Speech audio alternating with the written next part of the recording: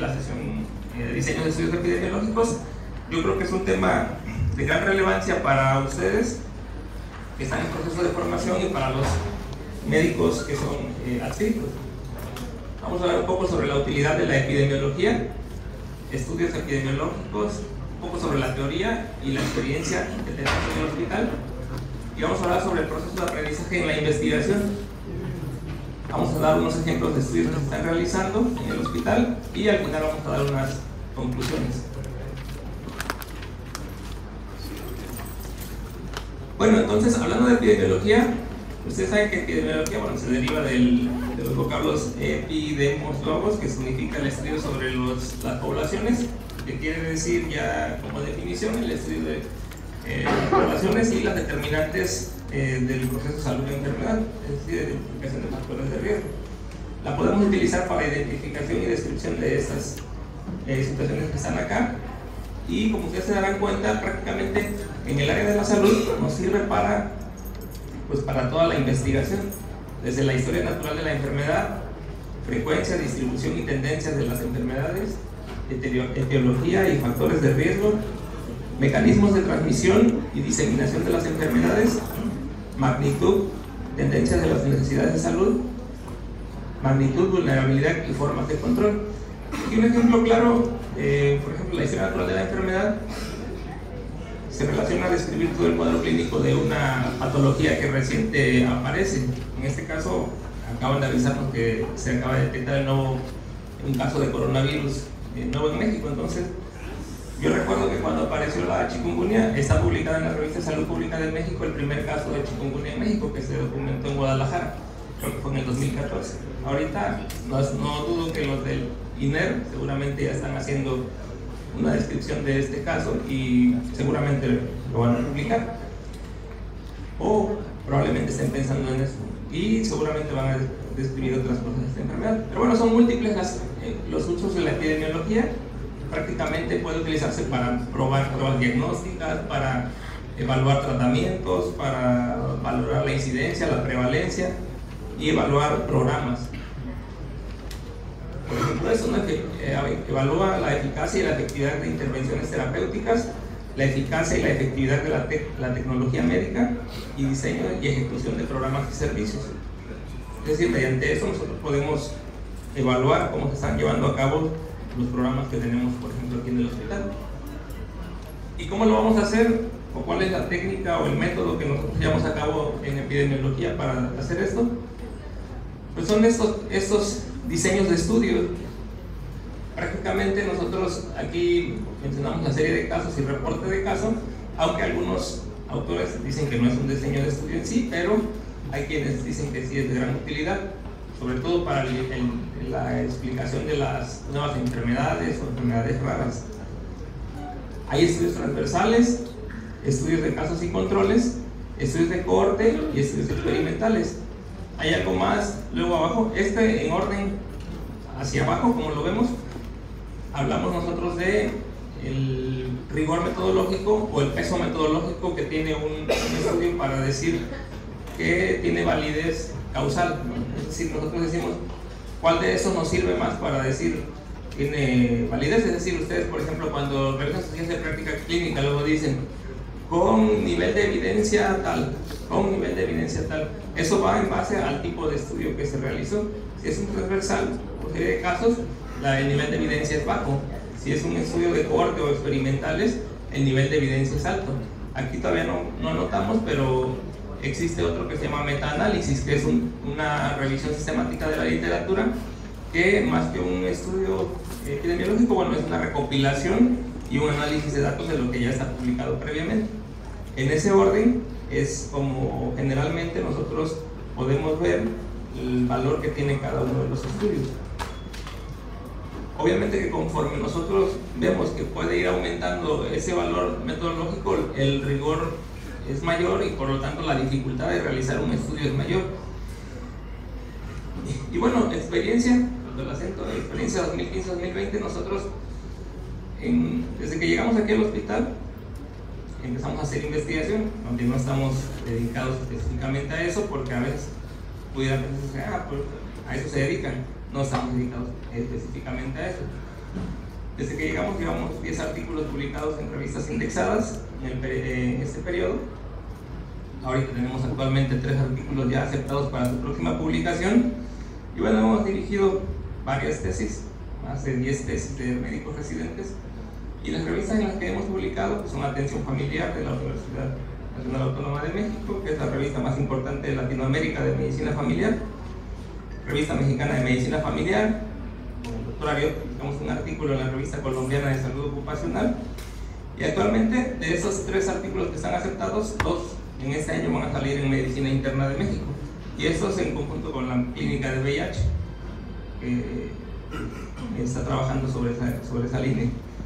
Y bueno, todo esto lo quise poner acá abajo en negritas, esas palabras que son trabajo conjunto. Nosotros, pues no voy a decir que solo hacemos esto. Generalmente es un trabajo conjunto tanto de médicos residentes, médicos pasantes, médicos internos, y les voy a decir por qué ahorita. Y otros médicos adscritos de muchas áreas, que muchas veces están como clínicos, pero que nos apoyan en la parte clínica, en la asesoría, porque nosotros no somos expertos en todo, pero bueno, radiólogos, patólogos, pediatras han participado. Y médicos pasantes ahorita nos van a apoyar, ellos van a pasar ahorita a mostrar algunos ejemplos de los trabajos que estamos realizando.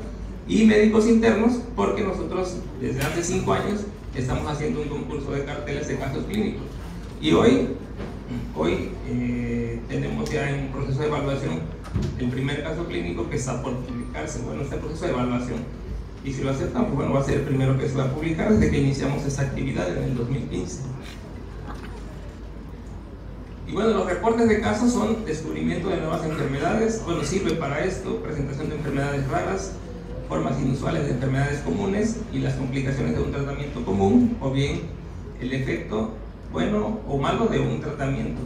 Entonces, para eso nos sirve un reporte de caso, algo inesperado, algo nuevo, como lo que les decía del coronavirus, pues hay que reportarlo para que lo conozca la comunidad científica y los demás colegas. De lo que hemos publicado, de lo que les dije de los trabajos que tenemos, pues son este fue un reporte de casos, que está publicado en la Revista Mexicana de Medicina Familiar, este fue en la Clínica de VIH. Entonces les voy a ir poniendo algunos ejemplos. Estudios transversales, les dije, esos o de encuesta le llaman, sirven para medir generalmente prevalencia, distribución de las enfermedades y magnitud de la enfermedad. Y bueno, aquí lo único que vamos a ver es que aquí dice población de estudio, se determina el antecedente de exposición y la ocurrencia del evento en la población de estudio. Es decir, es una sola medición. En epidemiología generalmente siempre hablamos de causalidad, vamos a hablar del evento o de la exposición y del evento. Entonces, los transversales, en una sola medición se mide el evento y la exposición, es decir, la causa y el efecto. Por lo tanto, el principal, uno de los principales sesgos, pues es que la temporalidad es uno de los criterios de causalidad, pues no está bien determinado. Por lo tanto, nosotros no podemos asegurar que fue primero, si la enfermedad o el factor de riesgo en ese caso. Pero bueno, son muy importantes porque medimos, por ejemplo, prevalencia, ¿no? Para eso son este tipo de estudios. Y nos generan nuevas hipótesis. Bueno, sobre este tipo de estudios, la verdad que es sobre el que más tenemos experiencia, porque es lo que más hemos hecho. Y porque, como les dije, a mayor rigor metodológico es mayor la dificultad para realizarlos. Pues nosotros es lo que más hemos hecho. Estos estudios que están acá, redes sociales y factores asociados al control metabólico, de la diabetes, actitud de los médicos internos hacia la medicina familiar y conocimiento de padres sobre enfermedad diarreica aguda, son algunos de los trabajos que hemos hecho. Calidad de vida y factores asociados a la no adherencia al tratamiento en pacientes con VIH, síndrome de fatiga crónica y factores asociados al personal de enfermería. Y bueno, síndrome de burnout en médicos internos de pregrado. Estos son los más recientes que publicamos. Bueno, este fue el más reciente, sí, está publicado ahorita en enero. Depresión y factores asociados en niños y adolescentes. Otro modelo es este, casos y controles. Yo les hablaba de que recordaran causa y efecto, exposición y la enfermedad. Entonces, en el caso de este tipo de estudios, se da que se selecciona en base al evento que ya ocurrió. Entonces nosotros seleccionamos a pacientes que ya tienen el evento, es decir, la enfermedad, y entonces los comparamos con controles, personas con las mismas características, pero que no se enfermaron. Esa es la diferencia. Y entonces hacemos una reconstrucción en el tiempo para buscar los factores que se asocian. Sobre todo es útil para enfermedades raras en las cuales sería difícil dar un seguimiento a largo plazo e identificar las causas. Por ejemplo, un tipo de cáncer raro sería difícil seguir 10 o 20 años a un grupo poblacional, pero bueno, si ya tenemos en la clínica de cancerología, no sé, de tal tipo de cáncer, un grupo de pacientes con esas características, los comparamos con otra población parecida y entonces vemos los factores de riesgo. Corte. Sobre eso no le puse ejemplo. No tenemos ningún trabajo publicado sobre casos y controles. El único que tenemos es uno que acabamos de hacer sobre embarazo en adolescentes. Comparamos el embarazo en adolescente versus el embarazo en no adolescentes. Pero bueno, esta es una tesis que acaban de presentar un residente de medicina familiar para titularse. Pero ese, bueno, yo creo que para el siguiente año ya lo presentamos como artículo. Y en el de corte, entonces seleccionamos en base a la exposición. Nosotros agarramos un grupo expuesto, si alguien que tenga el factor de riesgo, y a otro que no tiene el factor de riesgo, lo seguimos en el tiempo y entonces ya sacamos la incidencia, es decir, cuántos se enfermaron de alguna enfermedad. Por ejemplo, seguimos a un grupo con obesidad y a otro sin obesidad y lo seguimos en el tiempo para ver cuál desarrolla diabetes, si el que tiene obesidad o el que no. Aquí está, tiempo de seguimiento, es decir, es un estudio longitudinal que tenemos que darle una característica, es que tenemos que realizar por lo menos 2 mediciones, al inicio y después las que sean necesarias, pero por lo menos 2 para ver en qué momento se desarrolla la enfermedad. Este fue uno de los que se realizaron. Fueron pacientes que se ingresaron y desde su inicio, desde el ingreso a urgencias, se siguieron con sintomatología y parámetros bioquímicos hasta su evolución en piso y su egreso.